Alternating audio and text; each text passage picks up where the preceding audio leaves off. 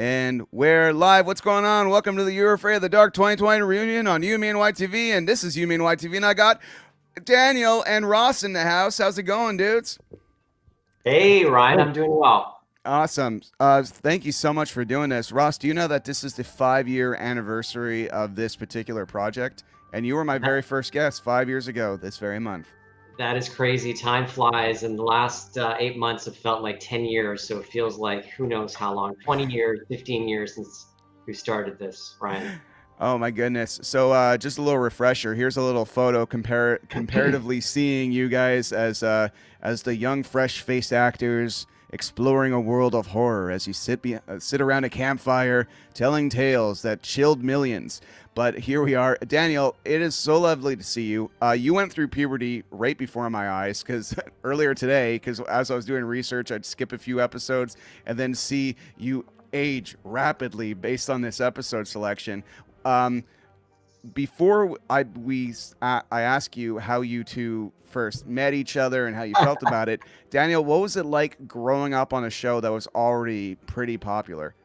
Yeah, it was an experience, man. Like you said, I think I was about 11 or 12 when I started.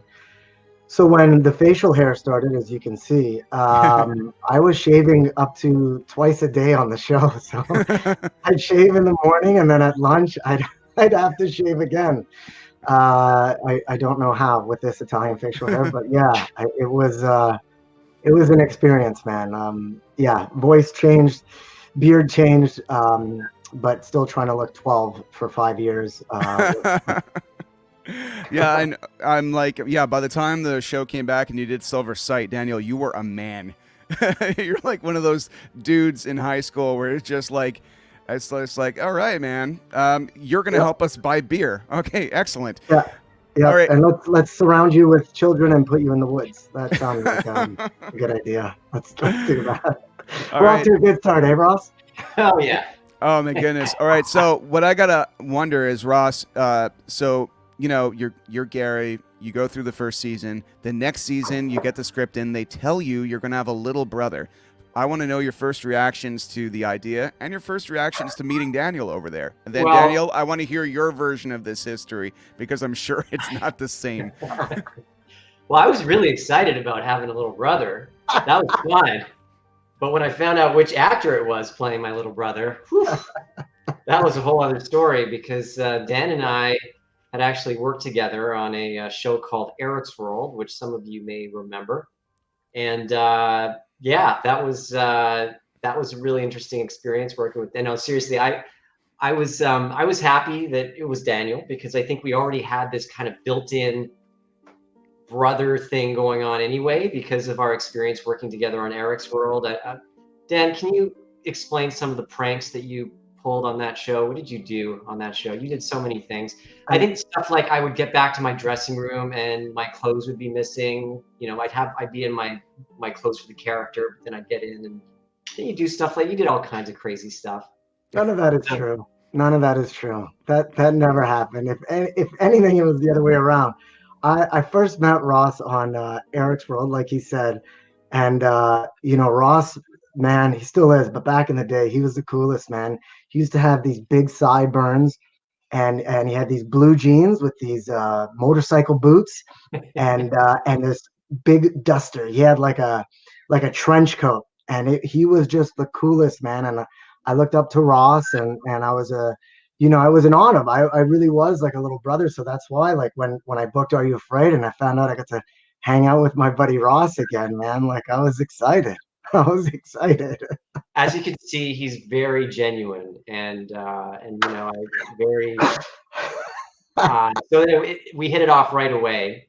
Yeah, I've given him some wardrobe advice over the years. Trust me. But anyway, so yeah, so that's how it all unfolded. Long answer to your short question. Yeah, it's true.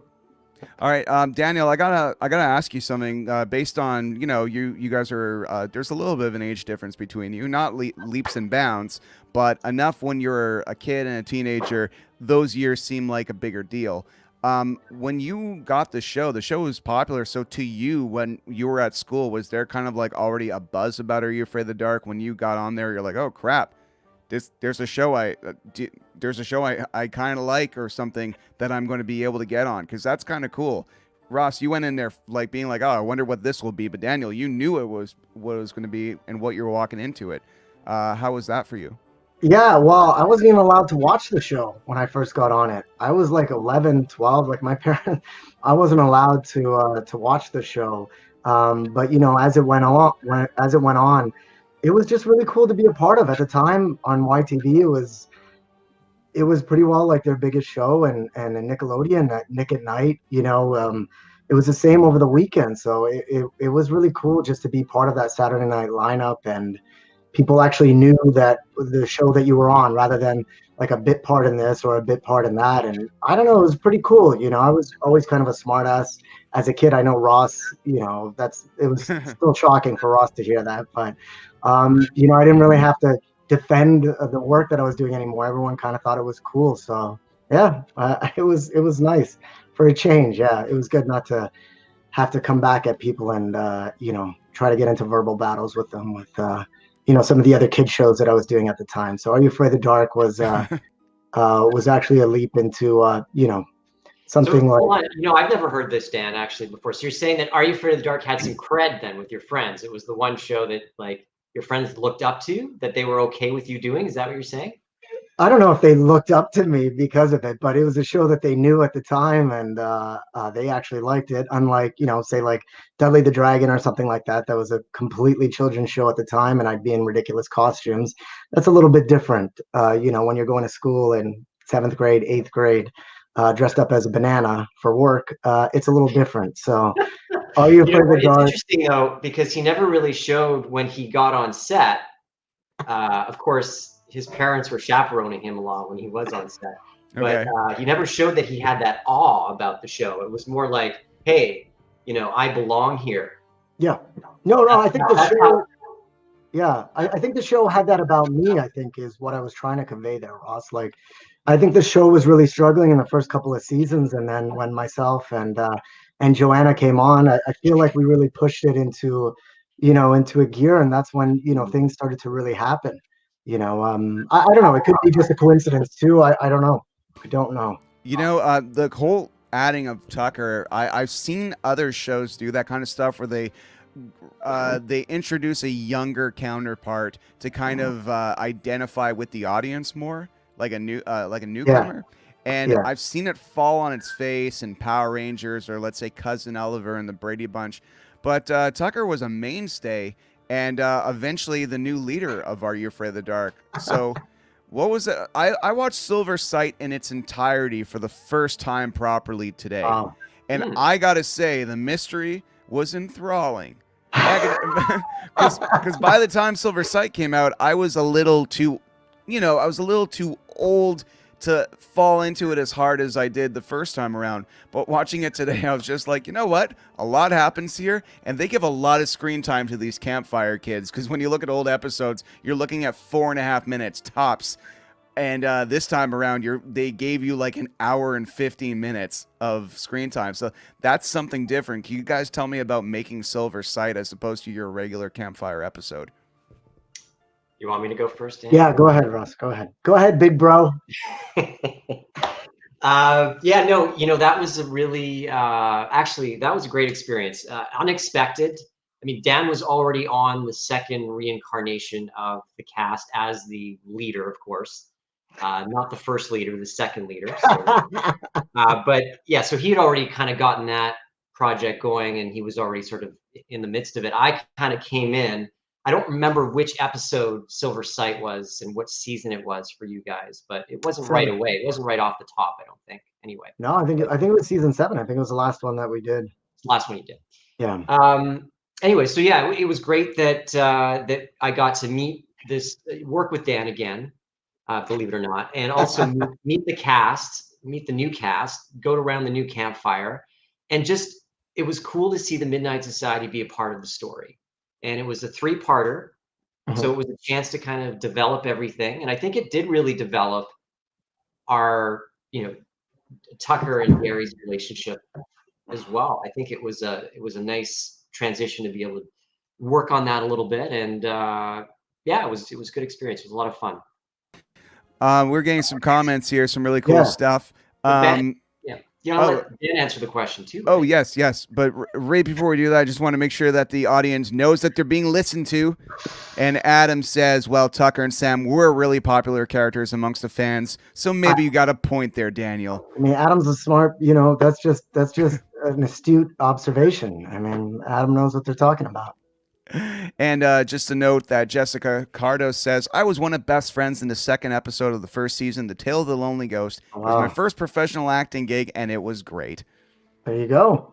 Probably a Montreal native then. That's where the show was shot, in Montreal. So, yeah, very cool. Hey, if you were a working actor at that time, you worked on Are You Afraid of the Dark, 7 seasons and that many episodes. We went through a lot of people. There was no real repeats unless you were, one of the mainstays on the show like Sardo or Fink. But yeah, very That's cool. Look at that. Sardo. No, Mister. Accent on the dough. So hey, I just want to say hi to Jessica as well. Jessica. I like Jessica. All right, Daniel. So, yeah, you take center screen. You fight some armor. Tell me about your experiences on Silver Sight. Silver Sight, it was cool. How we shot the campfires is we would do them over like a week or a 2-week span, and we'd shoot them, all back to back to back. And so we never really got to meet the actors in the episode. They'd either do the campfires at the beginning of the season or the campfires at the end of the season. So we never got to meet the actors, and we'd just be in the studio. We'd just be, surrounded by, trees and this campfire. So, to be let out into the wild for a couple of weeks was a lot of fun. And we had some cool locations. What was that? Was it called La Ronde? What was it that carnival or whatever it was, Ross, in Montreal? Yeah, it was a cool location. It was great. It was great just to be out. I mean, Ross and I joke, but Ross and I have known each other for, holy cow, like over 25 years now. So we are close and we do know each other well. And it was just, it was really cool just to hang out, outside of the campfires. And Alicia had become a good friend of mine by then as well. So it was just fun, like just not even like the show or whatever, just as, hanging out with my friends and getting to work is always fun. So that was, I don't know, that was the coolest part for me. Big shout out also to Vanessa Lengi, who was a second generation campfire kid. She was on the show a few months ago and had brought up her time very fondly on Are You Afraid of the Dark? So big shout out, Vanessa, wherever you are. Yeah, Vanessa was great. Yeah, she was a kid too when she started, man. Yeah.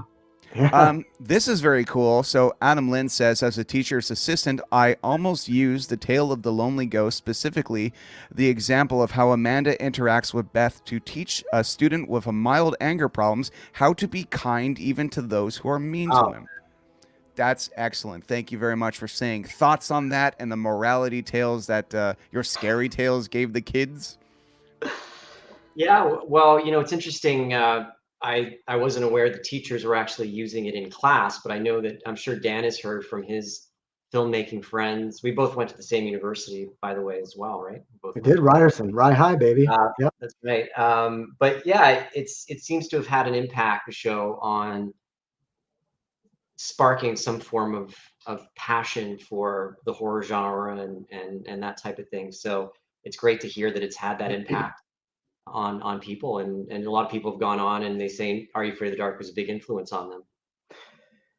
Yeah, I mean, it was just creepy. It was scaring the crap out of kids. Like, it's nice to know that there was some other messages built in there that, that weren't just to give you nightmares. So that's actually really cool to hear. All right. Dave McKnight says, hi, Dan. Yes. I got my boys hooked on Are You Afraid of the Dark? Now it's on all the time. Dave McKnight, we grew up playing hockey together for Humber Valley. We played many years together. And we're still Facebook friends now. And I see, through Facebook, I see his kids growing up and now they're playing hockey. And it's really cool to see, man. Yeah, getting older, but Dave, we're getting old, man. That's awesome, though. I'm glad that another generation's seeing it as well. Yeah, very cool. All right, Chris Drysdale is asking, if they reboot the show and ask you guys both to come back for an episode, would you? Well, they kind of did reboot the show. They didn't ask me to come back, though. So, I mean, maybe I'll have to ask Ross that question because Yeah, Apparently, I'm persona non grata on Are You Afraid of the Dark? So. they didn't have, they rebooted the show, and that came out. When did that come out? Was last Halloween, I think, or last October. You'll have to November. ask someone who watched it because I don't think it's any of my business anymore. My Are You Afraid of the Dark was with you guys, and you know. Well done. Yeah. Well done, Ryan. Yeah. Yes.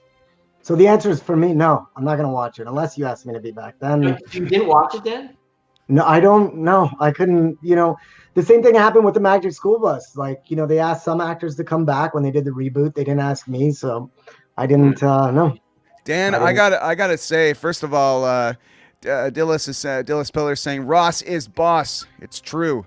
It's a good point. Ross is also really buff, and I've been calling him. I've been referring to Ross to Melissa. I'm like, oh, Ross Hulk is coming on the show today. Ross Hulk. I am changing his contact in my phone right now to Ross Hulk. I've known the man for almost 30 years. How have I never come up with that nickname? Oh my God. I sadly only thought of it like 2 weeks ago, That's and incredible. I've known him for 5 years.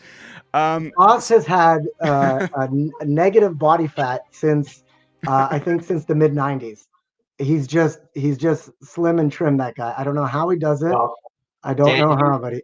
You work out too. You just I used to, buddy. I've given up, man. He says he doesn't work out, but he does. Ross Hulk. He's always ready to take off his shirt. I love it, man. All right, Daniel, go ahead. I just got to say, like I said, I even emailed you this once just because I'm just like, Daniel, you realize your IMDb is nuts. And so, Ross, so is yours. Like, for the time you guys, well, especially Ross, for the time around Are You Afraid of the Dark, you had all these other gigs, like someone brought up before, Ready or Not. But Daniel, the Magic School Bus, like, that's crazy. That's that's absolutely nuts. To like a total watching noob like me who is just examining this, it's crazy how someone, I guess it's just a job to you, but when you look at your resume and your legacy of work, that's incredibly amazing that you incredibly amazing. Good English, Ryan. I'll take it, man. It is incredibly amazing. It's incredibly amazing that you, like, someone could be in something and then be like, yeah, I was that guy, cool. But when you look at a Comic-Con, you look at conventions, and you look at different characters people have played. The fact you're on Magic School Bus and Are You for the Dark and all those other shows, that's quite incredible. I've never been a child actor, and I look at you and I'm like, you don't seem to have a coke problem, and you're not dead. Daniel, what is your secret? I love it. I think I told my mom to log on, so that's good that at least she's getting that message out. That's good. You know what? I don't know. As an actor, like you're just trying to be a working actor, right? And every once in a while, you hope to be on shows that you can be proud of, or that people actually enjoy, or that reach an audience that actually connects with, right? And you get lucky. Magic School Bus was one of those things, right? Like, growing up, it was we would have the books and the CD-ROMs. That's how old I was when we started doing the games with CD-ROMs back in the day. And like it's just cool to be a part of that. You just get lucky. It's just a luck of the draw. You just try to work hard, and you have role models like Ross Hulk, and you think, you know what, he's got longevity in this business. I want to keep doing it, and you keep it going, and every once in a while you get lucky. And it's happened a couple times with Are You Afraid of the Dark and Magic School Bus and some other things. So I'm just lucky, man. Just lucky. Ross, we've talked about it many times, not on this show particularly, but we could touch upon your time in student bodies just for a second. That it's great to see that you're friends with all those casts still, but you're also friends with Daniel. Like you have this ability to maintain these long-lasting friendships, and a lot of actors don't even talk to each other. So, so what's your secret about that? Dan and I are just acting right now. I don't know what it is. I mean, I can't say I'm friends with everyone that I've worked with, obviously, over the years, but you just develop it's like, sometimes you're going to war together when you're doing a show. Sometimes it feels like you're at a party together, and you just go through all these different emotions and experiences. And yeah, when Dan and I were doing Are You Afraid of the Dark, I think we only have about 5 years, I think, between us, right, Dan? Mm-hmm. But it didn't feel like it was more, although because Dan was, as you talked about, so busy with other things, there was a maturity to him, so we were able to connect, and it didn't feel like I was having to babysit him all the time, most of the time anyway. And then we got to work together again in Silver Sight, and we've just kept in touch. We've always tried to support each other when it comes to projects that he's been involved in, and vice versa. And our families are close too. I mean, I spent because initially I actually didn't live in Toronto for a while. I was in Montreal still, or I don't. Anyway, I hung out with. I stayed at Dan's place a lot. His parents were nice enough to host me, and he stayed with my parents as well. My mom is actually, I think, trying to get on this as well, Dan. Oh, I've got a great story about Ross's mom. Do it. Back in the day. That's amazing. That's amazing. Ross, as Ross said, it's true. He would stay at our, at my folks' place back in the day when he was in town.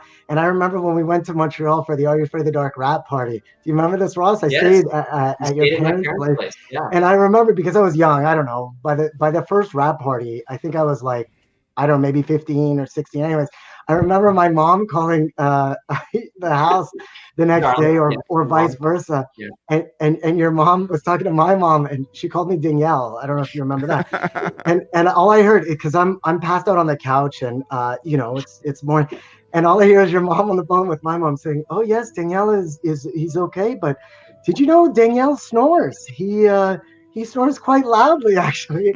And I'll never forget waking up to that and just thinking that our moms are having that conversation. Fantastic. Yeah. My mom is French, so that's why she kind of transitioned. Yeah. It's amazing. Her initial language is French. If she's on, hi, Mrs. Hulk. It's been a while. I miss you.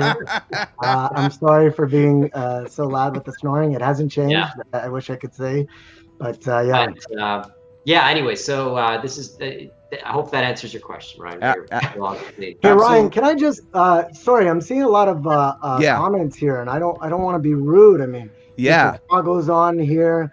Aaron, Teresa, Bernadette. There's a lot of people here saying that. I don't want to be rude. Richard is talking about Ross's old stuff here. So Nick is saying, as someone finally taking a serious run at writing fiction for younger audiences, I would tell everyone who will listen how beneficial and influential it was to have this show in my formative years. Incredibly and timeless writing for sure. That's true, and I'm glad that they brought that up because in a YTV group I posted this too. I'm like, hey, do you have any questions for the cast? My mom just said hi. And they were asking. Everyone always asks me, "Hi, Mom." Hi, Ma. I don't snore, but I can if you need me to. What are your favorite episodes? Because I'm sure that we'll get those comments as well. But we're gonna keep reading them. Everyone, keep writing them, and we will get to them. I promise. But in the meantime, Daniel, favorite episode, go. I Tale of the Headless Horseman is always mine. It was I'm pretty sure it was my initiation story. I hope it was, because that's how I remember it. That was my audition. That's what I auditioned with anyways. So I always go back to that one, and I really hope that was my first one. But I don't know. It's just like, the Headless Horseman, that tale and that lore with horror and Halloween, and, it's tied to it. So, and it was my first one. So it was the first time I got to sit in the chair. Actually, was I even allowed to sit in the chair? I don't even know if I was my first episode. I think they made you sit in the dirt. Yeah, I think that's basically what it was. Yeah, you're right. I don't think you were in the chair. No, because I wasn't in yet. I wasn't accepted yet. So yeah. Anyways, yeah. So that one's mine. I'm gonna be selfish and go with one of my stories. So cool. And Ross, what is your favorite episode? I have to say probably Silver Sight, just because that was Gary getting into the episode, being reunited with the cast, and that was probably my favorite episode. So I don't know. I mean, there's so many from the original that it's hard to pick one. Yeah. Super Specs, maybe. Okay. Super Specs are cool. So let's keep answering those questions, everybody. Yeah. It's Adam Lynn says, I think I'll do a triple feature for 3 Halloween related episodes, Twisted Claw, Dream Machine, and Midnight Ride that day. Well, that's a good idea, Adam. There you go. Midnight keep- Ride. That was it. See, Adam singing it, and my boy Mike Hickey as well coming in. Tail the Midnight Ride. You're right. See, I don't know. Like even I'm old now. I forget. So sorry, I had to jump in there. No, it's all good. Please, please. And oh my God, we got like 500 questions in the last 30 seconds. So Amazing. I'm looking through stuff. Okay, everybody. So, yeah, sorry about that. Okay, Richard says a few years ago, my wife was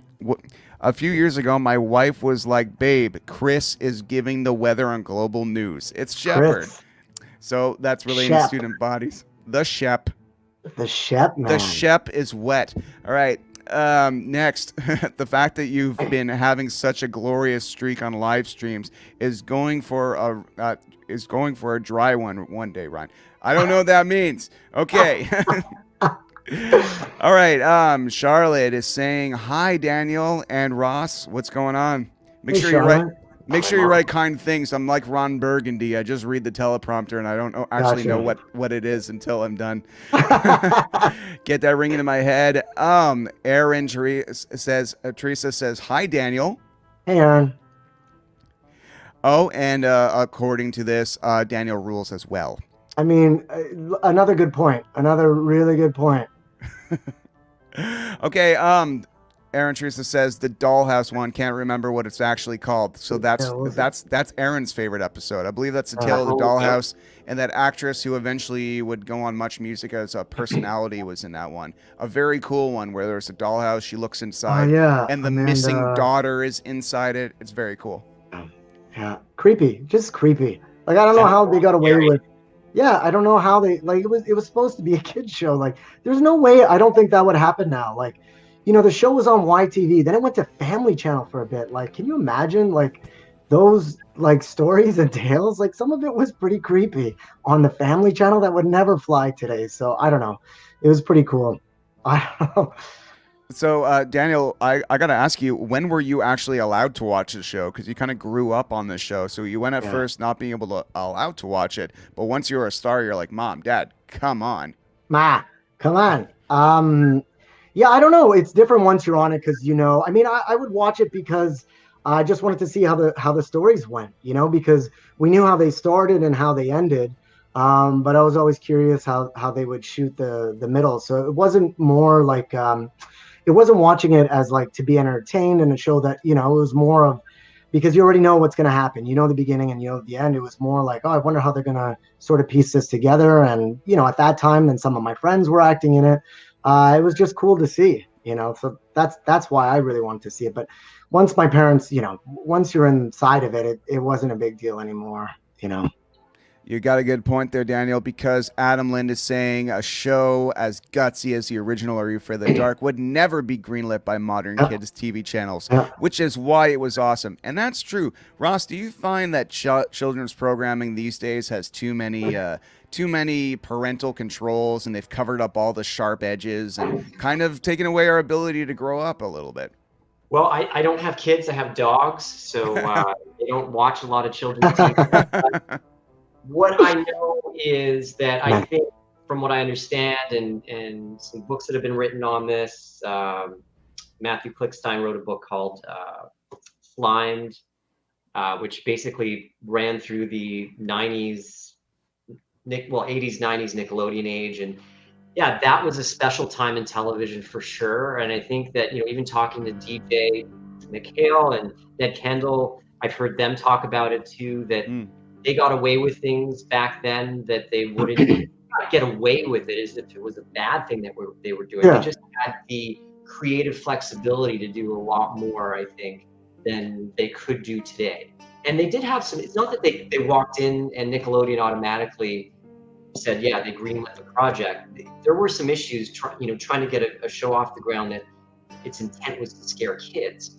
But the way they did it and the way they managed to move it forward is quite impressive. And I think it obviously worked. We're sitting here how many years later and still talking about it. Okay, so wonderful that you guys are on. Wonderful that you guys have stayed connected. But I also let's tell a little story about a little show that Ross had on YouTube called "Guy from That Show," where you kind of broke the fourth wall and said, "Everyone always says to me, you're that guy from that show." And you went to New York for the launch of that book, Slimed. But a later episode,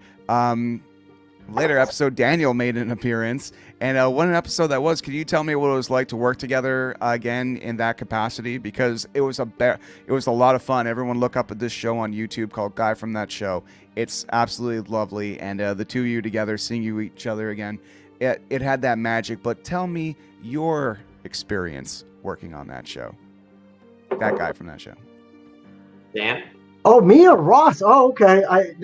Listen, that was a lot of fun for me. I love hanging out with Ross.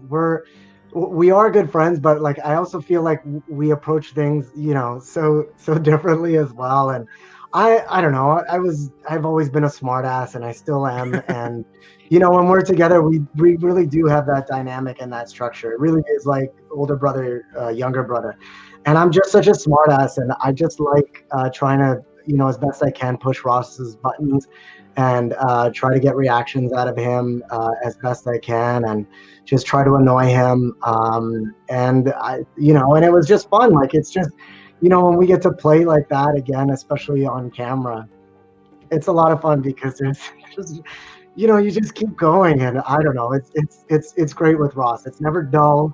It's never, it's never boring. And I always just get to keep going with him. So I always look forward to it, man. It's fun.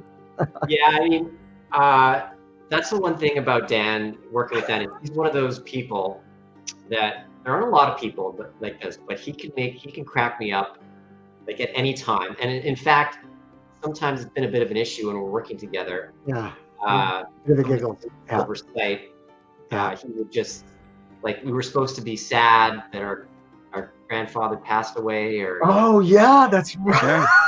Dan would just I don't usually I pride myself on my professionalism, and Dan is one of those rare types that can make me crack up. But anyway, what you see in that Guy from That Show interview with Dan is all like when we're laughing, when there's that piano thing there when I'm playing the piano and you walk in with the figure, and that was all. I mean, we had an idea of what we wanted to do, but it just kind of all came together, and it's genuine. It's we're not acting really. We're kind of just being ourselves, which, I mean, we're playing it up a little bit, but I think those are the best moments, when there's that kind of, that spark.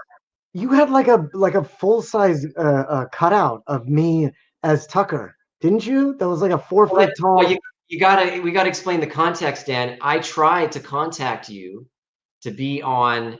I wanted you to come back for an earlier episode. Yeah, I'm not good with keeping in touch, and like the emails. Yeah, it's not. Yeah, like it was hard. You have to go through like 6 people. He's got 6 agents and his parents. Who knows who else you have to get through? So a lot of handlers.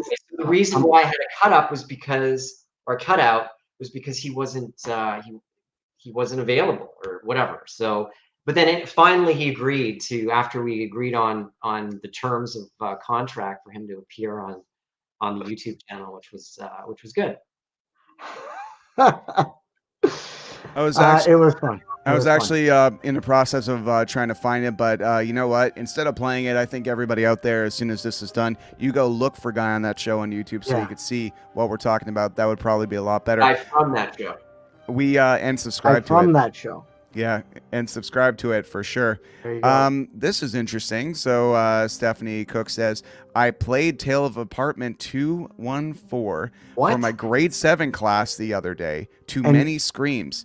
That episode is terrifying. Stephanie, are you still employed? Like, how? Like, that is terrifying. That, I don't know. Yeah. I don't know how. Honestly, like the whole show, and I remember that episode too. Me right? too. Like, it was a creepy episode. And kudos to the actress who played the old lady in 214, because when she shows how upset she is, and kudos to the cinematographers and the lighters and everyone who scores, who creates a moment when she's like, you we're supposed to be here. That was the day I died. And I just felt myself peeing my pants over again as I re-saw that episode. So I'm just like, well, might as well be nostalgic. Amazing. Yeah. Good Anyhow. for you, Stephanie. Good for you. All right. Dilla says, I miss YTV and Phil and Snid and Dark Knight. I miss them all. Daniel, DJ you're around my age. So, you know, did you remember like ever watching YTV shows and stuff like that? And if so, are there any shows that you weren't on that you were very fond of? You were on almost all of them, but there must have been some shows where you're like, wow, this is a good show. I always wanted to be on like the game shows, like, you know, not like you can't do that on television, but I can't even remember some of them where, what was that? Yeah, and some like where you get slime, the other things where you have to search through like muddy pools to find things and clues. And I always wanted to be on the game shows where like you actually got to be active and do stuff. And in terms of the shows, like that was work. That was already, you know, that was happening. I always wanted to be one of the kids on the shows, like trying to win a prize or trying to get, you know, trying to figure out something. That's what I wanted to do. Ross, how about yourself? Were there any shows that you were like a fan of that you weren't on? Not necessarily like, oh darn, I wish I was on that, but just like, hey, that show's on. Awesome. Can't wait to watch that. What was that show that with like they were all in part of a band? Catwalk. Catwalk. You were a fan of Catwalk? I wanted to be on Catwalk. Oh, dude. The guy who played Johnny, he's Karim Maliki Sanchez. He's been on this show. He's a great dude. He also played the Liz on Ready or Not. Oh, I love it. Yeah, you're another show that Ross was on. Ross was on Ready or Not. Hey, tell everybody about being on Ready or Not as I examine these hundreds of questions. Yeah. Well, actually, Ready or Not was one of those shows that I wanted to be on that I actually had seen before I was on it. I just moved to Toronto, and it's one of those shows that I loved. I loved watching it. So it was a dream come true to be on the show. And yeah, I think my hair still feels the impacts from the crimping that I had done. And it was like the longest I've ever spent in hair and makeup. Great job. But yeah, I had to sit there for close to an hour while they just crimped my hair. So that was the most memorable experiences. All right, well, Romer says, holy crap, Ross Hall, you made me laugh so much in Student Bodies, especially when you dressed up like a girl. Well, I happen to think that Ross made a lovely lady. And others think it's pretty, but yeah, hey, it was very pretty. It's those eyes. Very kind eyes, Ross Hulk. Hey, listen, I just want to say, guys, I'm seeing all the comments on the side here. I know we can't get to all of them, but I'm physically seeing them. All the Eric's World shout outs and the Dudley the Dragon, and I'm seeing them all. It's very funny. Well, here's one for even though we are seeing them. Yeah, yeah. Everybody, just keep commenting because we want to get to them, and if we didn't get one, don't feel afraid to comment again because there's a large influx on them. So we'll make sure we read them. But Dilla says, did Daniel play a few characters in Tales from the Crypt Keeper? Yes. And I saw the clips today. You played this like cool dude when someone was about to steal something in a store. I think it's called Trouble in the Store. And wait, Tales from the Crypt, that was the animated version, right? Yeah. Okay, yeah. I did. Again, like Magic School Bus kind of opened up a lot of doors for me. The voice community is pretty small. And at that time, you know, once you're in, you're kind of in. So Magic School Bus opened the door, and then, you know, Tales from the Crypt, I was lucky to do a couple of those. You know, and it's always kind of been like something that's just kind of been in the back pocket, thankfully, you know, for work. So it's really cool. And yes, Romer, I was Ray in Beyblade as well. We did the English dub of the Japanese anime show Beyblade, and I think we did like 150 episodes of the English dub of that we recorded here in Toronto, and we'd have to watch the animation that was already done. And then we'd have the technology was so old back then. We literally had handwritten like what we had to say on a rhythmaband that was projected in the studio, and we'd have to try to read the rhythmaband and connect it to the Japanese anime flaps to make it seem like, and the storylines were absurd, what they did originally, and then we had to make them sort of PG-13. Like it was really really weird. Some of the storylines that we had to make, sort of be passable for a children's cartoon here. Yeah. But yeah, Beyblade was a lot of fun. That was not fun trying to match mouth flaps, so that's tough. I guess not. Okay, so Joe Blow, good Joe name, says, Blow. I still think Are You Afraid of the Dark has one of the scariest intros I've ever seen on any TV show. As a young kid, it was so fun. Ross, what did you think of this TV show intro? Because you auditioned for a show. They're like, hey, it's going to be a scary story. You sit around a campfire. You don't know what it's going to look like. You don't know what it's going to sound like. But take me back to the moment where you first heard that intro for the first time. I was scared for sure, but I wondered whether it was my thumb that lit up the match. No. Where does that come from? That's what I thought. What? How is that your thumb? I didn't get paid for that.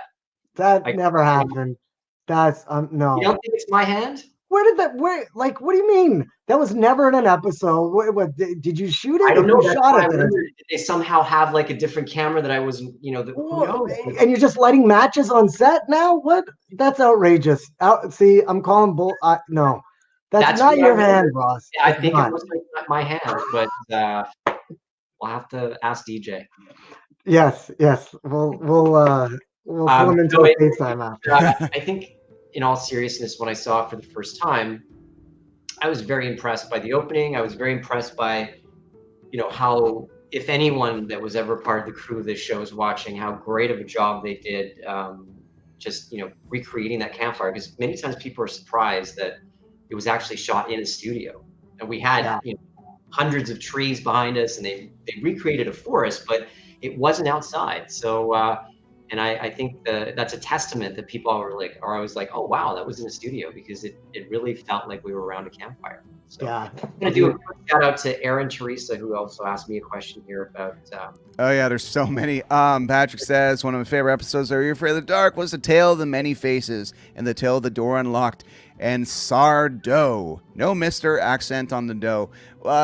Ross, before I answer these, read these 5,000 questions, what was it like to be linked to Sardo? Because he's technically your creation, Like, I mean, it was it's Richard Dumont who plays Sardo, and I've met him.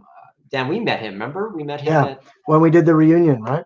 Right. So we did like a Dark Knight reunion here in Toronto a couple years ago, where they played a bunch of episodes, and I mean, he did a great job with that, and just it's unbelievable when you mention Are You Afraid of the Dark. I think a lot of the time, Sardo, Dr. Vink, those are the characters that people. I know I saw some references to Zebo and Crimson Clown, and all those things. I mean, these are things that are embedded, and you have to give it up to the actors who, because basically Sardo, I don't think DJ planned to have him come back as he did, but he created something so special and so scary, or so whatever, memorable, I guess, or memorable, that that character came back. So testament to him.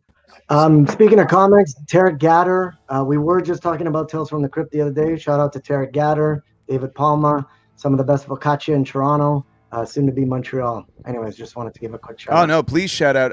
I love the Tales from the Crypt Keeper cartoon, love the live action series, but when I rewatched it, I was like, wow, what a cool cartoon, cool concept.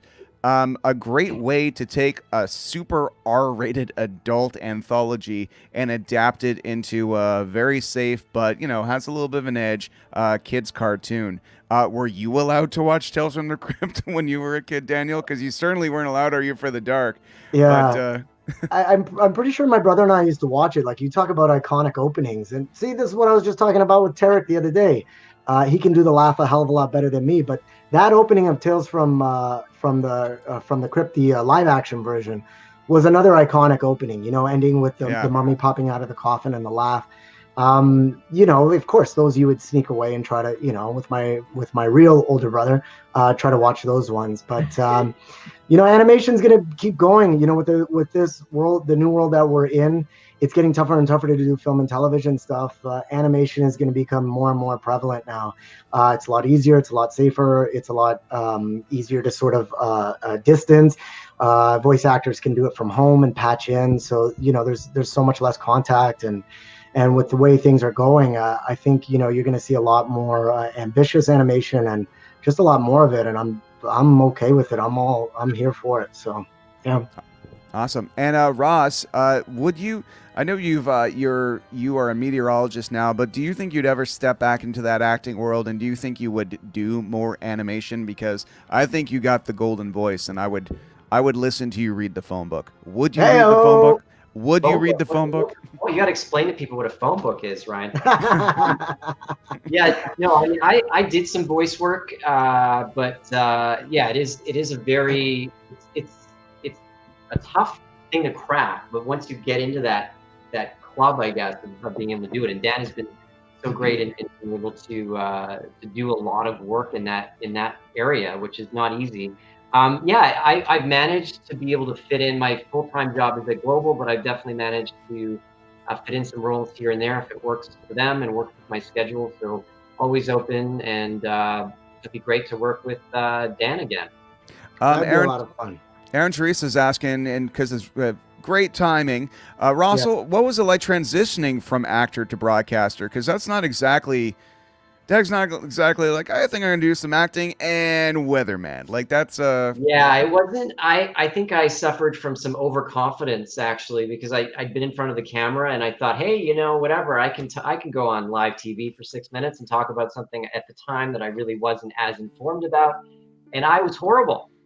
So you know, my parents were the only ones that, you know, I think they were nice about it, and you know, kind of sugarcoated it a bit, but yeah, there was a lot of ums and ahs, and I was horrible, but I worked on it, and now I think that I've managed to at least make it somewhat acceptable. So yeah, but it was, but it's, you know, I enjoy it. It's live TV. There's nothing like it. It's a rush, and yeah, I'm glad that I was able to kind of find something else as well to put my focus on. Magic Bud saying, my name is based on the Magic School Bus. Magic Bud. Oh, I think that's a different type of show that you're talking about. But hey, it's legal now, so go for it, man. That's awesome. All right, Romer says, man, I love Beyblade. I remember buying Gazelle. I don't know what the hell that is, but you might. I still have my Dragoon and Drigger. Drigger was the character that I played, Ray. It was his bit beast. So it's what would actually come out of the spinning top and be like the thing that actually fought the other spinning top, the other Beyblade. So yeah, that's some real insider stuff right there. I also got to give a shout out to Mike Hickey. One of my episodes, While the Cat's Away, was based on there you go. Like Hickey, man, is now a close friend. We met in Newfoundland years ago when I was shooting another show called The Republic of Doyle. But Hickey is just like an expert on, like, you know, all things horror. Ryan, I'd be surprised if you guys don't know each other, but maybe you should. You know, he's just like another expert in this field. And every time we talk, he's like, nope, that was this episode, and nope, that was actually called this. And when I was saying Headless Horseman, I saw it come up. Midnight Ride. Yep, that was the name of the episode. So, Hickey, thanks again, brother, for always looking out. Okay. Oh, and just a call back to what we were saying before. Don't worry, us 90s kids are very familiar with the Yellow Pages. Okay, so Jonathan says this is very cool to both Ross and Daniel. Were there any auditions that you couldn't make due to Are You Afraid of the Dark schedule? For me, it wasn't. Sorry, Ross, to jump in. Well, we wouldn't really necessarily know that because our agents. Yeah. Yeah. No, I interrupt. You go. I think on my side you were frozen. That's why I didn't know if you were waiting but I think it was frozen. Sorry. Oh, was I frozen? I don't know. I just started talking and I saw a scared look. But anyway, yeah, I mean, I think there probably were, but when we were working on our shows, a lot of the times our agents had booked us off and we weren't even aware of the auditions that we were missing. But I think we still managed to put ourselves on tape for certain things at times. when we were Yeah. still on the show. I don't know. Well, do you remember how creepy that was? Do you remember the one place in Montreal that we would go to put ourselves on tape? How creepy that was? It was that guy and had that I don't know if it was wife or somebody lived like it was. I remember that. I went to that place. Yeah, I went there once, and that was the only time.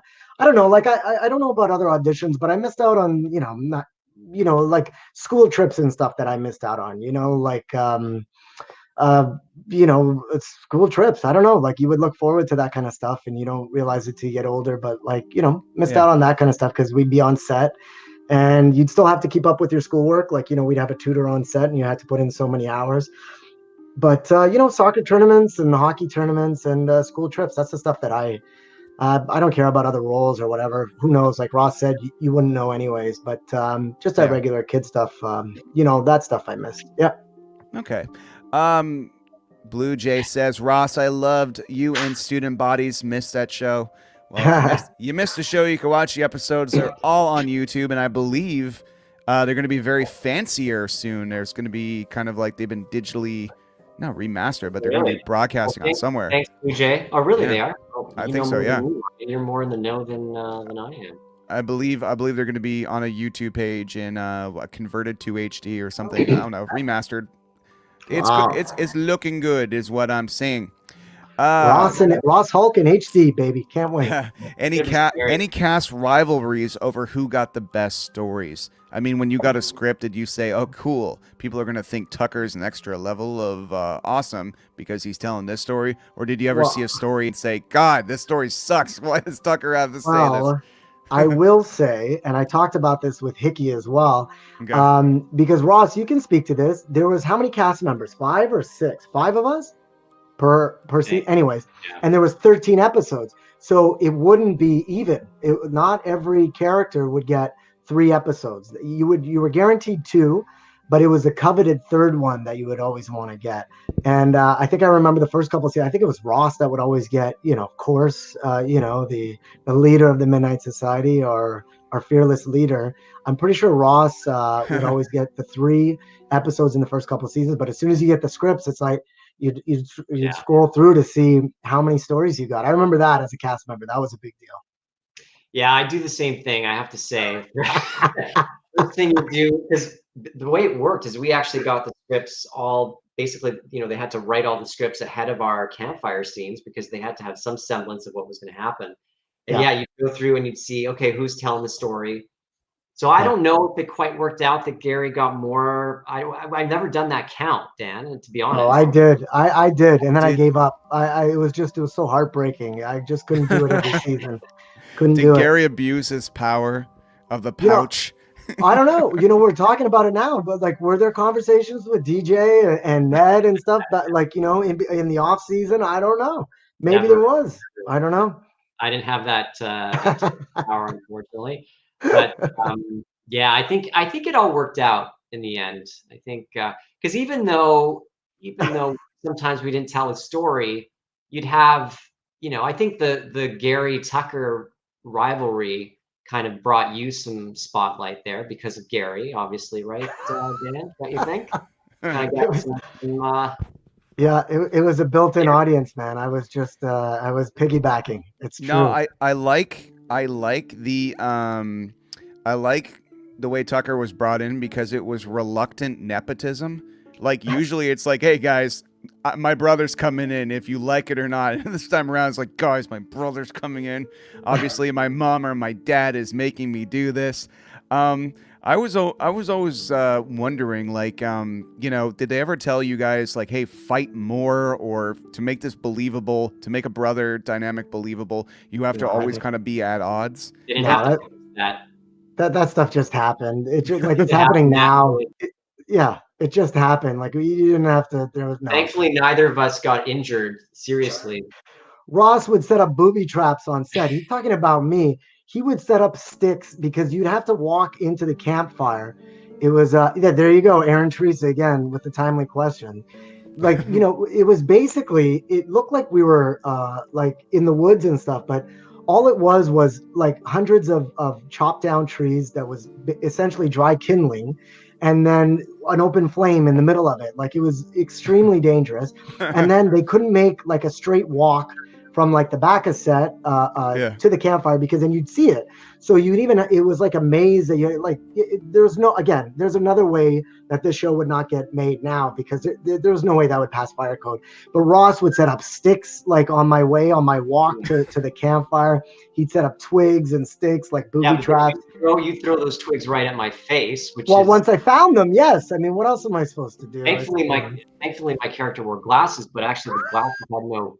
The second season, they had nothing in them. Yeah, as you can see, Ryan, this stuff happened naturally. Matthew Murphy asked, Republic of Doyle, how did you find Newfoundland?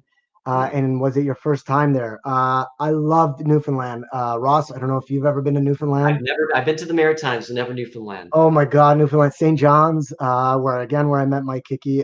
It's like it's so beautiful and untouched, and the people are some of the nicest in the country, and you think they're mocking you that they're so nice, especially, coming from Toronto. It was beautiful. It's the most easterly point in North America, I think. And it's very cool. I fell in love with Christians, and I think George Street and the Duke, and Hickey showed me a bunch of places there, and Newfoundland's incredible. I love Newfoundland. I would love to go back. I wish Doyle was still on. I'd have to shave or not shave, one or the other, and try to trick them to get back on the show. But yeah, it's a great part of the country.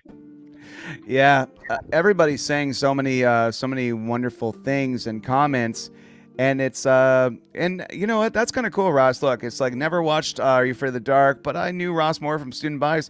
It just goes to show, Daniel, with you with Magic School Bus, Tales from the Crypt Keeper, you've touched so much fandom, and I know it's a job to you, and you see the sets, and you see behind the scenes, and you see it all from the Wizard of Oz's perspective. Do you ever look back on old shows and finally see it as the finished version, because your memories of making it have dimmed somewhat, and then you can kind of actually see the magic the rest of us saw? Wow, that's a deep question. You know me, I'm gonna try to answer that honestly and not be a smart ass, but it's difficult for me to watch myself sometimes on screen, and especially back then. That was before my real, I guess, acting training and stuff like that. And I don't know, it's a bit cringe worthy for me. So as an actor and as a performer, it's hard sometimes if you don't feel good about a performance to see the whole. Like, you focus on the parts rather than the whole. But just looking back on the show now, like, look how many years we are, like, and what it meant. And Ryan, even doing this with you today, and I get to hang out with my buddy Ross, like, it's a pretty special thing, and I don't take that for granted. Like, that's pretty cool to be a part of that, and to still have people ask us about it. Like, that's, to me, that's what I take out. I don't know if I can, look at the show past my performance, to be honest. But yeah, I don't know. Ross, what do you think? Before I answer that, I just want to say hi to Dillis, because Dillis asked about Squawk Box, and yeah, I remember that. Oh wow! Squawk Box did a little guest thing on Squawk Box. Great. Really? Cool. Yeah. I didn't know about you on Squawk Box. Let's talk about Squawk Box for a second there, bro. On YouTube somewhere. Yeah, I used to think that could never happen, that I could watch Are You Afraid of the Dark or Student Bodies, and I wouldn't remember, what just happened before that take, or why they used that take, and all this stuff. But actually, as time goes on, I think that I actually do start to see the show for what it is, and I'm the same way with. I hate watching myself, and obviously, like, when I cringe at why did I do that, or why did I do this, and all that. But it's more just the coming together of everything, and being proud that I was, fortunate and proud that I was a part of something like that. I think that comes to mind too. Yeah, as time goes on, I guess it does become easier just to kind of sit back and just take it all what it is. Yeah. Because you have no control now anyway, right? Yeah. Do you guys find, I know you're grown ass men, but maybe you could look at this through the prism of a child's eyes. But what episodes Are You Afraid of the Dark did you find the most scary to watch? Maybe in your imagination, if you're like, well, if I was a kid, I'd be crapping my pants with this one. And I'd say Dead Man's Float. because there's a pool and there's this invisible ghost that they can smell, and as soon as they put this product in the pool, it turns all the water red, and then all of a sudden, for the first time, you see this like literally rotting dead ghost. And I would say to this day, kudos to you. Kudos to you. Are You Afraid of the Dark producers? You had some brass back in those 90s. I agree. That one still holds up. Like, that image is still so creepy. Even when you see it now, it doesn't look aged or dated, or the makeup or whatever. Like, it's coming out of the pool is like, it's so iconic. Like, I have a huge fear of sharks and fish and, things like that in the water. So anything associated with the water scares the crap out of me. So yeah, that one to me is still like, I can still clearly see that image. Yeah. It's not good. We got some comments of, oh my God, Squawk Box. Yeah, Squawk Box. I gotta get in contact with Dove a few years ago. We almost got Dove on the show, but I gotta reach out to him again because Dove would be a great guest. Squawk Box, very cool show. Yeah. Everybody out there, if you love Saturday Night Live and Kids in the Hall, like it's a bunch of kids starring in a type of very random sketch show. I thought it was great. So much cool Canadian content out there that does not nearly get as much love in the residual sense, especially, but all these shows, they're not on DVD, and it makes you wonder, like, why isn't on Canadian Netflix kind of grabbing all this content that it has in its wheelhouse and making Canadian Netflix less of a diet American Netflix, but more of a proud to be Canadian Netflix? I'm a little surprised. Any thoughts? Yeah. Any thoughts on that, gentlemen? I have no idea the algorithms and who makes the decisions at Netflix. They're much smarter and probably much younger than me, but I have no idea. I don't know. Yeah, I think it also may be due to just being able to have the rights to those projects. So I think sometimes some companies have gone bankrupt, and they're trying to get a hold of the rights to actually distribute them and play them. I think that might be the issue too. So I think you make a point, Ryan. I think that people would, if they knew they had the options to watch stuff like that, I think there would be an audience for it for sure. Yeah. Some of the stuff we're hearing tonight. And another thing out there is, I didn't realize till today, Daniel, as I was looking through your IMDb, and every time I scroll down, it would take a while. I got a little bit of carpal tunnel in my thumb because there's a lot of numbers on there. But I didn't even realize that Magic School Bus was produced vocal-wise in Canada, nevertheless Montreal, because every time I watch these shows, I just assume they're these American shows we are lucky enough to watch, but all this talent was from here. And it blows my mind to learn this more and more and more. Thoughts on that? Did your friends know you were on all these shows? Did you tell your friends you were on all these shows, or did you try to keep on the down low?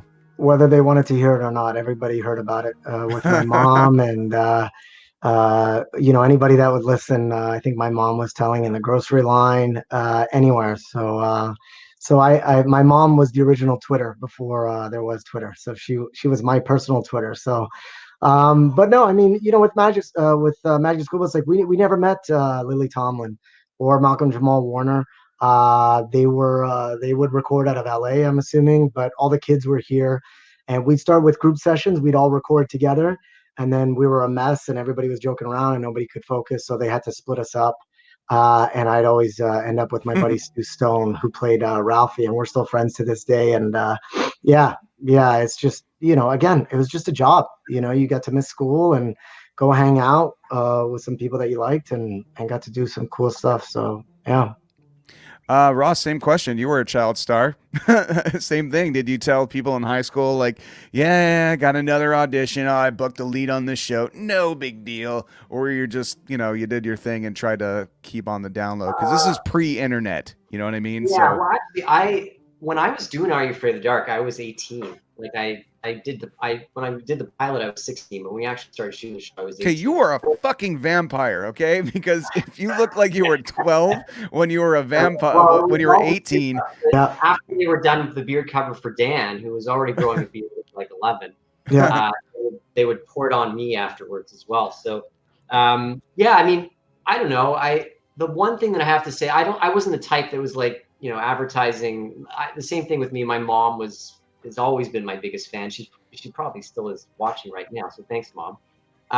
So she would tell people, but I think the thing for me was that when I started booking stuff and started acting, I got to do theater in high school. I wasn't really big into sports, or they didn't call me Ross Hulk back then. So, so it was my one outlet where I got to kind of, I guess, shine with and show that I had some talent in something, I guess, or some relevant talent. And so yeah, so in that way, it gave me confidence that if I was booking stuff, these auditions, that I could actually get up on stage and try to do a play in front of my classmates, which were, to me, obviously I wanted to impress them and stuff. So Of course, I looked at that cartoon, Doug, and he's always daydreaming about how he'll impress everybody by doing whatever stupid thing he was into that episode, and I identified a lot with Doug with that, with that. And ironically, I'm like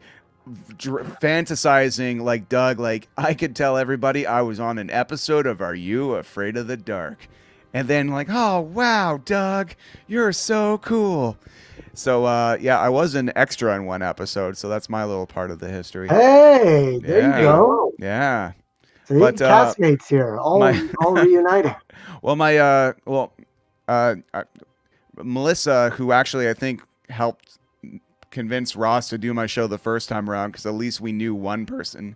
Melissa, my girlfriend now of 10 years, she was on a show called Radioactive, and she was a guest. She was a guest on Student Bodies, but she was also played Sonia in the Tale of the Renegade Virus when she had really big 90s hair. Oh, and wow. yeah. So Does she still have that hair? No, but too bad. Good luck. But it's funny. We were talking earlier today about Are You for the Dark, because we saw Andrew Walker in an episode, and they had like the same role. They were the walk-on affection of the protagonist. Like they were the walk-on person that the antagonist would admire from afar. She's like, yeah, we're just shrubbery. I'm like, no, darling, your hair back then was shrubbery. Oh, you were a dreamboat placeholder. That's amazing. Amazing, huh? The history between my beard cover and her hair. Yeah. What classic tales from Are You Afraid of the Dark, eh? Andre Edelstein says, I love to hear all the stories about what happened before the take and what they used to do. It makes the show even cooler. That's true. There are no commentaries and there's no special features or making of. Is there any other particular funny moments you could think of before a take where the two of you jokesters were doing your thing and they had to say, guys, come on? Ross, I don't know. I mean, I think we were still like, I didn't feel like I was in a position to hold up a production with a prank at that point or anything like that. Yeah. I think that there were some funny moments though, from what I remember, when we would we'd be in the middle of a good take telling the story and just about to throw the dust, and then that special effect wouldn't happen, right? That I think that happened a few times, right, Dan? Yeah, the poof, as we called it on set, right?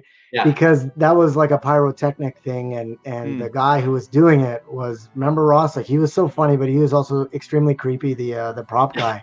I wish I remembered his name, but he would always like kind of talk to himself, and he was responsible for putting like this pyrotechnic in the. I don't know. Are we allowed to say this stuff, Ross, or what? Oh yeah. So it was like a pyrotechnic thing that he would do, and it was in like this crumpled up like special pyro paper, and it was a little thing that it was attached to electrical wire to a battery, and so he'd watch us throw the dust, and then he'd try to connect the battery at the same time for the poof to go. But the thing is, he never knew how big or little that the poof would be, and we were very close to that flame. So again, another reason why this show would never get made today. Like, it was dangerous, and you're putting children in danger in an open flame, and sometimes it would sizzle and it wouldn't poof. Sometimes it'd be too early, so that would happen all the time. The poof was always getting screwed up, man.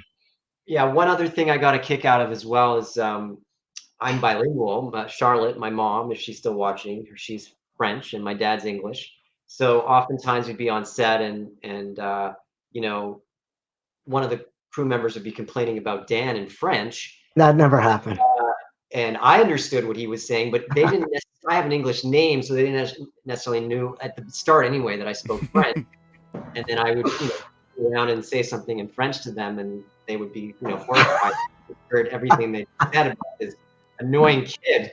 I was in character, Ross. I was just in character. I was just trying to do my job, buddy. Just trying to do my job. All right. Romer brings up something that I want to bring up before. Sorry, Blue Jay says he was that referring to you, Daniel, that you were also in Mean Girls. And it took him a long time to make the connection. It's true. You were in Mean Girls. It's still one of the funniest movies ever produced. It's was almost a satire of high school movies and brought a level of sophistication to it. Tell me about being in Mean Girls, Daniel.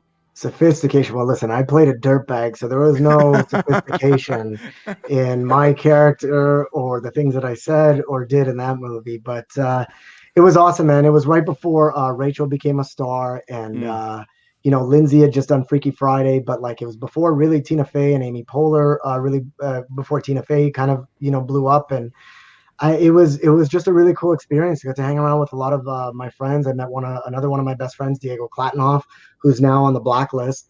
But it was just so much fun. Again, you don't know, like, as an actor, you don't know how the work or the project that you're part of, how it's going to be received, or if no one will ever hear about it. I've just been lucky that, Are You Afraid of the Dark and Mean Girls, like some of these things, you just get lucky. And it just happens and it resonates with people, and it's crazy, man. I don't know. I just, I went against type there and just tried to be the best dirtbag that I could be. So, Well, it takes a real gentleman to play a dirtbag properly. I think so. I think so. That's like a Pierce Brosnan quote or James. It's very James Bondish. It sounds like to me. I don't know if that's true or not, but it sounds like it. It sounds like it. People are commenting the best talent comes from Canada, guys. Truth. It is true. Everyone's so many comments about they keep listing Canadian shows. Canadian shows I'm not even sure if you guys were in. Someone says Metabots was heavily censored like Dragon Ball Z. I can't speak to that. I was never I was never a cast on. Yeah, exactly. Yeah. All right, everybody, we're trying to find all the questions, but they're being buried in show names. Well, it's getting spooky now. It's getting spooky. So I think exactly. We don't want to read all that kind of stuff. It is getting too spooky in here and stuff like that. But getting back to the two of you, the show's got to end at some point. I was going to say Tucker. Your name's Daniel. See, it was back in character. Yeah, there you go. So Daniel, you experienced the show ending not once but twice. The original 65 episodes, that cutoff mark that Canadian shows have, and you're a kid. So tell me about the show ending the first time and the second time, and the differences of feeling of closure comparatively to the two of them. Were you okay with the show ending the first time, saying, I really wish we could have did more? And then the second time it ended, did you say, I really think we did enough? No, I mean, Ross can definitely speak to the the first 65 episodes a lot better than I can. Both of you comment on the first one ending. Yeah. I feel like, as an actor, like, and that was so much fun. Like some jobs aren't always as fun as others, and Are You Afraid was, we got to travel to Montreal, we got to hang out with people that I really liked, and it was fun. That wrap party, I still remember I had oysters for the first time. I think my mom would remember that too. They had that at the wrap party. Like, it was just fun, and the show went away for a couple of years. So when it came back, the second time, and I was able to, take over, Ross 2.0, I was extremely lucky. You don't always get those things. And maybe it was a part in my life as a young man where I started to think, okay, maybe I need to grow up a little bit here. The rest of the cast was much younger than me. And instead of being the wise ass on set, now there was a lot of younger actors. So I had to kind of be, the sort of Ross Hall of the new cast. And, luckily I saw Ross and how he was with me before. And I'd been in the industry for a while then. And I wanted to be that for those actors. So that was a lot of fun. And I was extremely lucky to do that. And it coming to an end.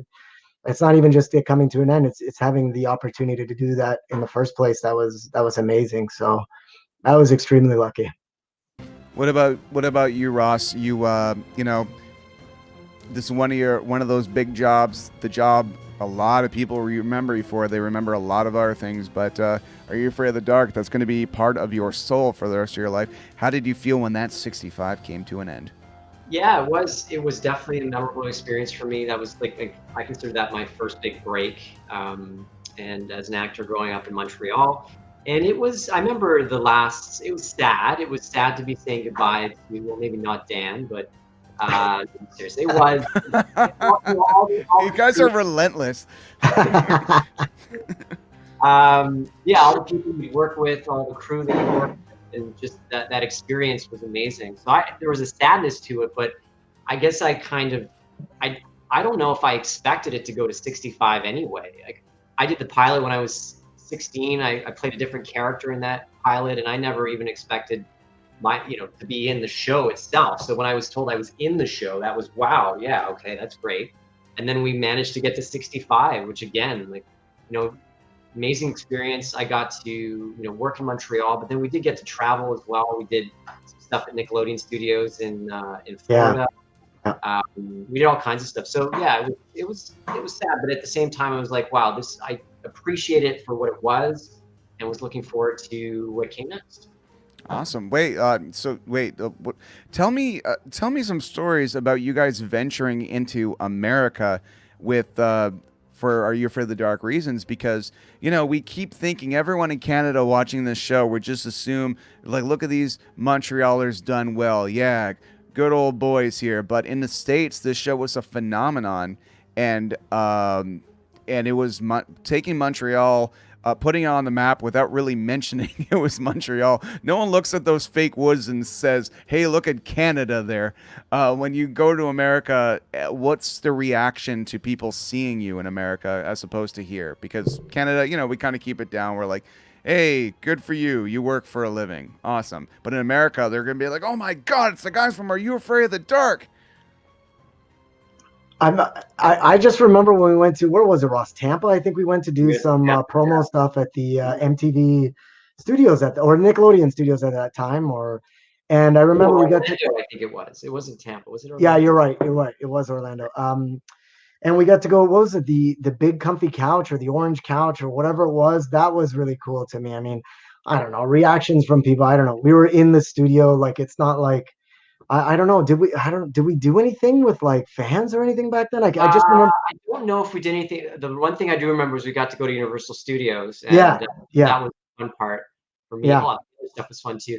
Yeah, I don't think we really grasped how popular it was when we were in the US. We were told by producers and that it was doing really well. Obviously, if we kept getting renewed and kept doing more shows, that we knew it was doing okay. But I think it was afterwards, because I've gone back to the US to do some events for Are You Afraid of the Dark. I know Dan went back as well. Didn't you go back like last year, Dan? You did something? Actually, I was in Chicago. That's right. Yeah. Geez, last so I year think that's for me, when I realized, wow, this has really had an impact on people, because they still remember the show this long after. Yeah. So. Yeah.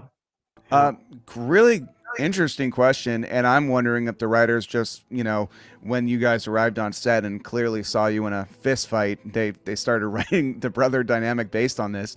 I'm kidding, everybody. But did you have any input in the parts you played, creative power in shows that you were on? Did you have any clout and stuff and say, hey, I want my character to be more like this? Doesn't necessarily have to be Are You Afraid of the Dark. Could be another one. But let's start off with the good old Are You Afraid of the Dark. Did you guys have any input like that in your characters? I think there's always a level to it. As an actor, when you get, speaking of auditions before and, seeing the role of Tucker and whatever, I think any actor or anybody that's watching it now or at any age, I think you have to do your take on it. And that doesn't mean that you're allowed to change lines and change a script and, add things or remove things. That you don't really have that sort of power unless, you're closer to the top of the show and you're kind of solidified with producer, director, stuff like that. But you always got to do your version of it, right? Like if I tried to do Ross's version of something, or he tried to, it wouldn't be authentic and it wouldn't feel right, So you always just try to do your version of that character. Tucker to me was very easy because I was and still am a smartass. And, I led with my mouth when I was a kid, and that's what got me into trouble, and that's what got me out of trouble at the same time.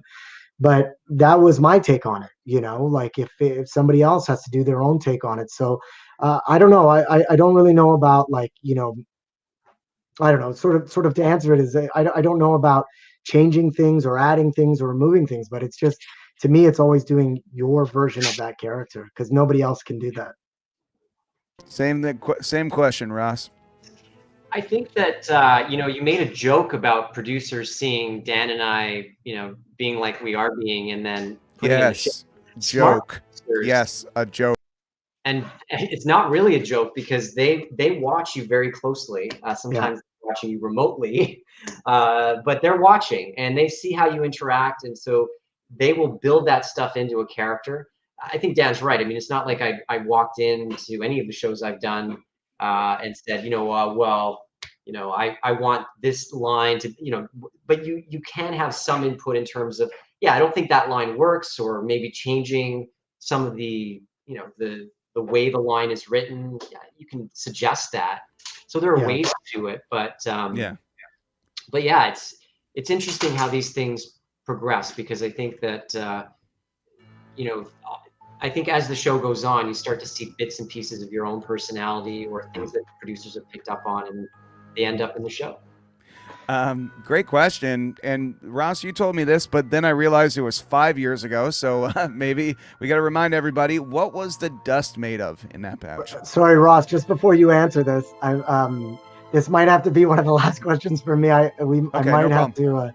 I've got it is a school night here at the DeSanto house, but there's no kids, but it's just me.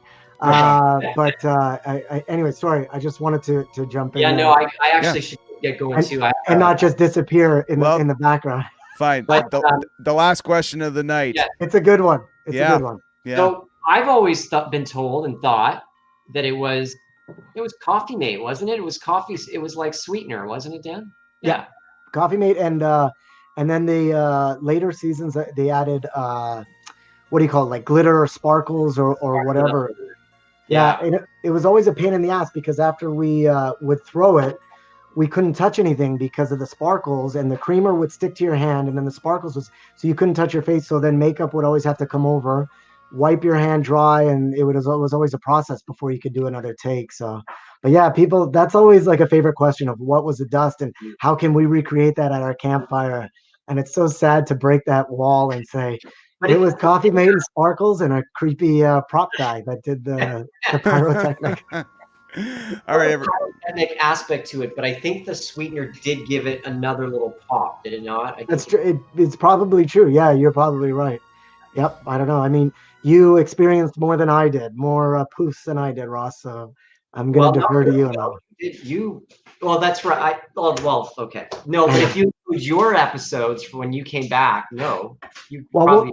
We'll tease this into the next interview, and we'll pick up arguing in the next one. But just before we wrap up, I do want to say, guys, everybody that's watching, guys and gals, and everyone, like we can see on our screen. I'm sorry we didn't get to all the questions, but like Romer and Aaron and everybody, like Jonathan, like we literally have seen every comment and every question. I'm sorry we couldn't get to it. Maybe we can do this again at another time and try to get to some more.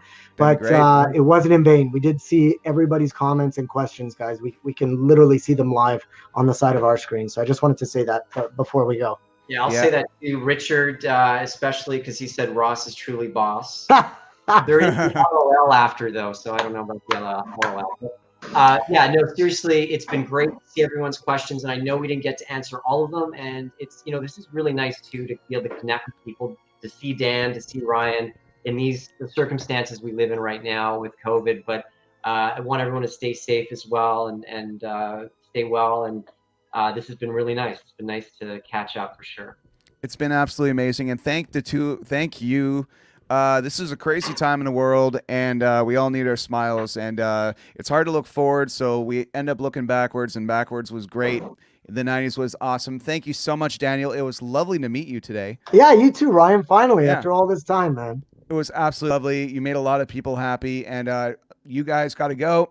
So we're going to make a hard exit, everybody. Thank you, everyone, for commenting. We will get it next time. You heard them. This will happen again. We shall see you later. From everyone at Yumi and YTV, have a nice, safe, happy Halloween. Bye.